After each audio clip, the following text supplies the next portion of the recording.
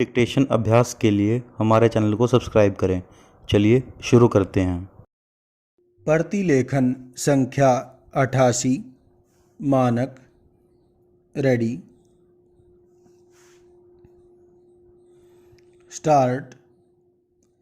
आदरणीय सभापति जी, महात्मा गांधी कहा करते थे कि जब किसी काम के करने में थोड़ी सी भी दुविधा मालूम हो कि उसे किया जाए या नहीं किया जाए, तो उसकी एकमात्र कसौटी यह है कि सबसे पहले यह सोचा जाए कि उस काम को करने से भारत के निर्धन से निर्धन ग्रामीण व्यक्ति का हित होता है या नहीं। पूर्ण विराम। यदि उस काम को करने में उनका भला होता है तो उसे अविलंब किया जाना चाहिए। पूर्ण विराम। पंडित जवाहरलाल नेहरू का चिंतन था कि देश की असली आज़ादी नापने का पैमाना यह है कि यहाँ के लाखों गांवों को स्वराज्य प्राप्त हुआ है या नहीं, और स्वराज्य का अर्थ उन्होंने स्पष्ट रूप से खुशहाली ही माना है, न कि केवल स्वतंत्रता हासिल करना। पूर्ण विराम। इसमें कोई शक नहीं कि आज गांव का रूप बदल रहा है। पूर्ण विराम। नए नए पक्के मकान बनते जा रहे हैं। पूर्ण विराम। रेडियो, टेलीविज़न तथा बिजली वहाँ पहुँची है। पूर्ण विराम। गांव के लोग भी आधुनिक सभ्यता से लाभान्वित हो रहे हैं। पूर्ण विराम। प्रति व्यक्ति गेहूं और चीनी की खपत भी बढ़ गई है। पूर्ण विराम। किंतु फिर भी गांव का युवक काम के लिए शहर की ओर दौड़ रहा है। पूर्ण विराम। तभी तो शहरों की आबादी दिन प्रतिदिन बढ़ती जा रही है। पूर्ण विराम। एक मोटे अनुमान के अनुसार देश राजधानी की आबादी में हर साल 2 लाख की वृद्धि हो जाती है। पूर्ण विराम। 1 लाख नए बच्चे पैदा हो जाते हैं और 1 लाख लोग बाहर से आ जाते हैं। पूर्ण विराम। यही स्थिति अन्य महानगरों की भी है। पूर्ण विराम। तभी तो 1947 की 5-6 लाख की आबादी वाली दिल्ली अब 80 लाख के निकट पहुंच रही है। पूर्ण विराम।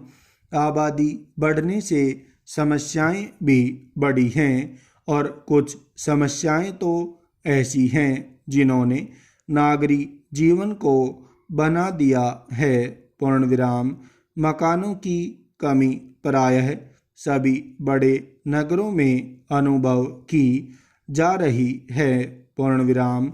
मकान कम होने से उनके किराए ऊंचे होते जा रहे हैं।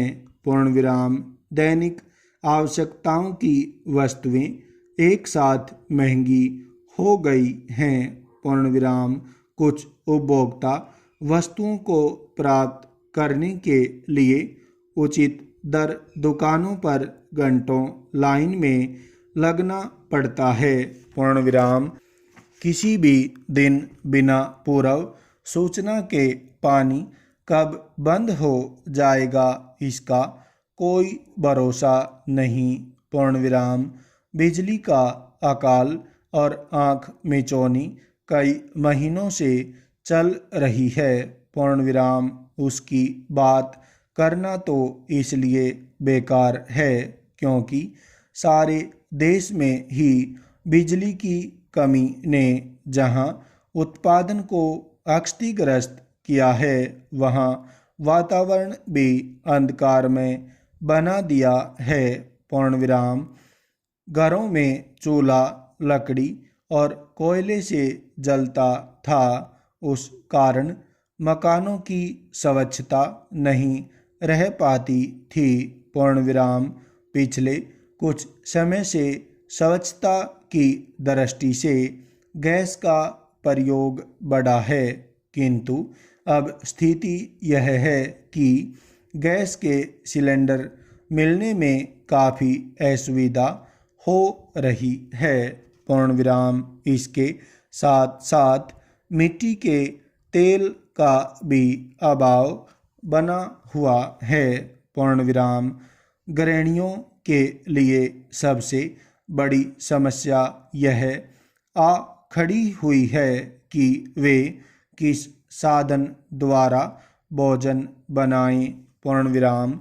शहरों में आबादी बढ़ने से कई नगरों का जाल बिछा। पूर्ण विराम। इन उपनगरों की दूरी कहीं कहीं तो 25-30 किलोमीटर से भी अधिक हो गई है। पूर्ण विराम। इसके कारण से शहरी जीवन और भी कष्टमय हो रहा है। पूर्ण विराम। वायु दूषण एक और भयंकर समस्या बन गई है। पूर्ण विराम। हर अक्षण सड़कों पर चलने वाली बसें, कारें, स्कूटर आदि जो जहरीला धुआं उगलते हैं, वह सीधा अनेक रोगों का कारण बन जाता है। पूर्ण विराम। अतः मेरा निवेदन यह है कि नगरों का आकार न बढ़ने पाए। पूर्ण विराम। इसके लिए सरकार को चाहिए कि ऐसे कदम उठाए जिनसे ग्राम्य जीवन को सुख सुविधा पूर्ण बनाया जाए और वहीं पर शिक्षितों को काम दिलाने की व्यवस्था हो सके। इसके लिए जरूरी है कि गांव में छोटे छोटे कारखाने लगाने के लिए सरकार पूरा सहयोग प्रदान करे। पूर्ण विराम।